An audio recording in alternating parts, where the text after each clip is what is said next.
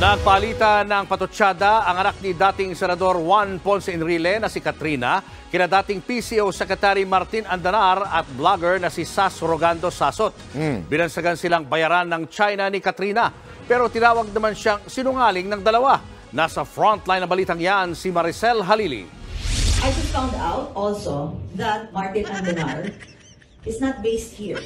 He is now based in Beijing. He is the one funding all this disinformation, like Maharlika, like SAS, like all these others. Ito ang maanghang na banat ni Cagayan Economic Zone Authority. Alam mo dapat, SAS, kung ako sa'yo, kasuhan mo to eh. Kung nasa Pilipinas ka, ikaw kasi pinangalanan ka eh, na binabayaran ka na ni Martin Andanar.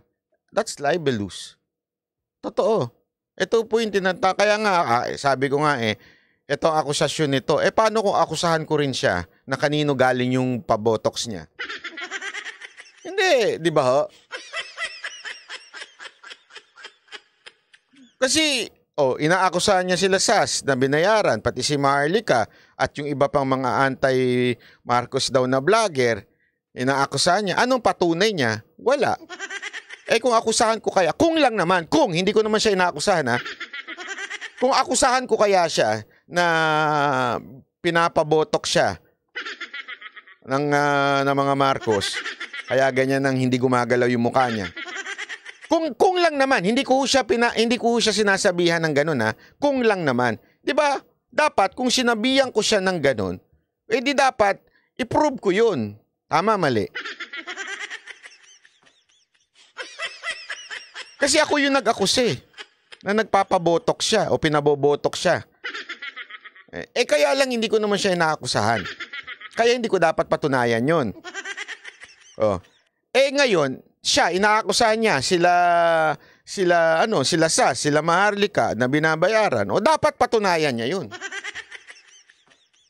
Administrator Katrina Ponce Enrile laban kay dating Communications Secretary Martin Andanar na nakabase ngayon sa... Nananahimik na si Martin eh. Si Sec Martin eh.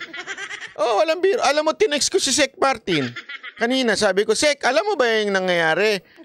Pinagbibintangan ka. Binabayaran mo. Sabi ko, nananahimik ka na dyan sa China.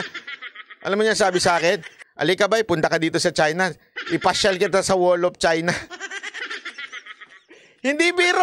Walang biro, sinabi niya sa akin. Sabi ko, Sek, pag ako nakakuha talaga ng visa, magkita tayo, magpicture tayo para talaga maaning yung mga animal na yan.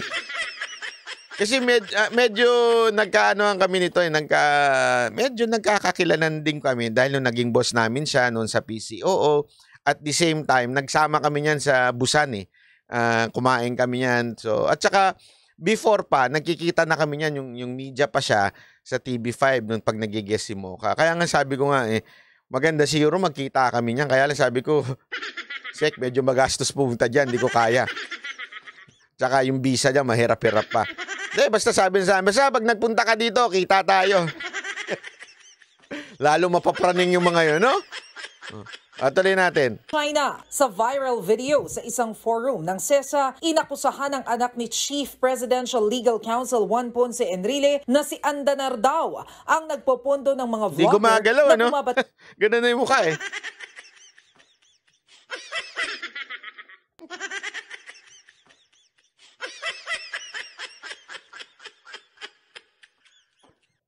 Gumagalaw pa naman yung pisngi ko.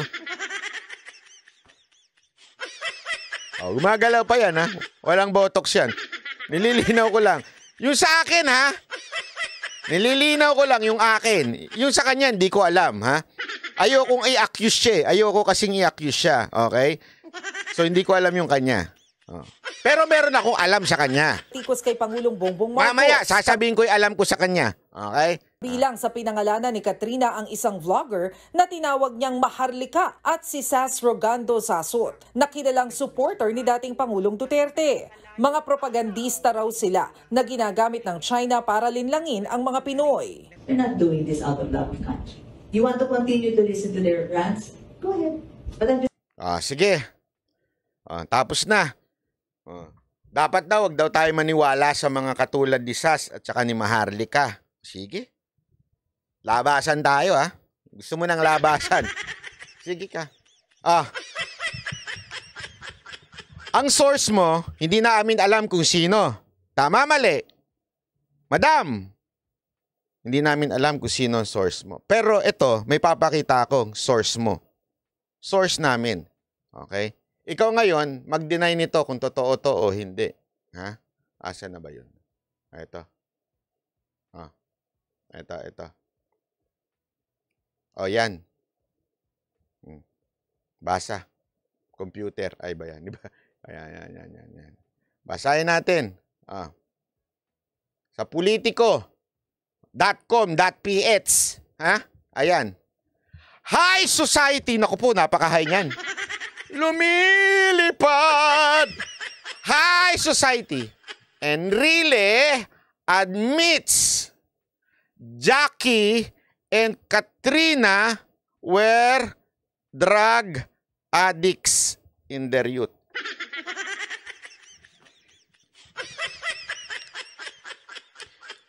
Sa Tagalog, pinakamataas na kataas-taasan.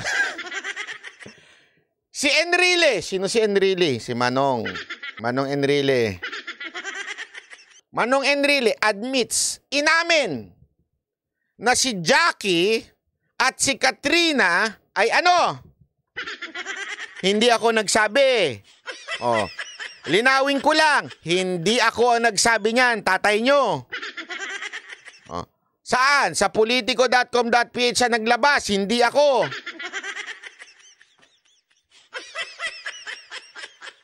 Ulitin ko, hindi yung media ang naglabas niyan, hindi kung sino-sino naglabas niyan. Tatay mo naglabas niyan. Hindi po ako Former Senator Juan Ponce Enrile has a good reason to support PRRD campaigns against illegal drugs. Former Senator Juan Ponce Enrile has good reason to support blah blah. In an interview with Winnie Monsod on GMA News, bawal ng pasapway, aired Monday, Enrile revealed that his children, Jack and Katrina, ayan. Ano na?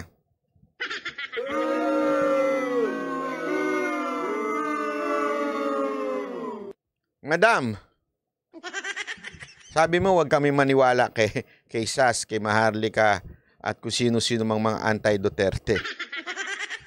Sa'yo, madam, maniniwala kaya kami? Hindi ako nagsabi niyo, ulitin ko hindi ako nagsabi niyan. Huwag ka magalit sa akin. Magalit ka sa tatay mo. Huwag sa akin. Well, in their youth, yes, a long time ago.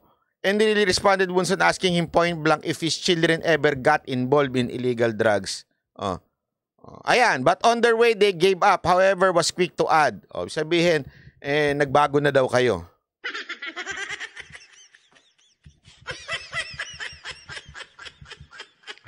Sabi ni Diego, grabe ka naman, Diego. Batak na nga ang pisngi. Grabe naman yan! Ito lang masasabi ko sa iyo, madam. Wag na wag mong kakalimutan ang mga nasulat noon. Hindi mo na mababawi yan. Ayan, tatay nyo po ang nagsabi. Kaya wag mong kakalimutan. Kalma. Baby, kalma. Huwag mo naman akong bigyan ng dahilan para tabihan ka. Kalma. Kalma lang. Sabi ko sa inyo, lalabas ang katotohanan. Kaya siguro, by this time, you would just think about what you're saying. Ang dami mo sinasabi. Kasi pag pinanood nyo yung mga TikTok niyan, ang dami niyang sinabi. Protecting PBBM. Madam, sa totoo lang, ikaw ang pinaka hindi magandang taong magpoprotekta kay Presidente Marcos. May akusasyon na nga sa presidente, galing kay Pangulong Duterte na ano siya eh. Tapos dadagdagan mo pa, ikaw pa magpoprotekta, di tuloy maiisip nila. Baka madali kaya ayaw mo. Andali ha. Madam, kagalang-galang na anak ni Enrile, hindi po ako nagsabi niyan. Hindi po ako. Yung balita po. Yung balita po, sinabi daw ng tatay nyo. Okay? So, wag po ako, okay? Ako lang po ang naglabas dito.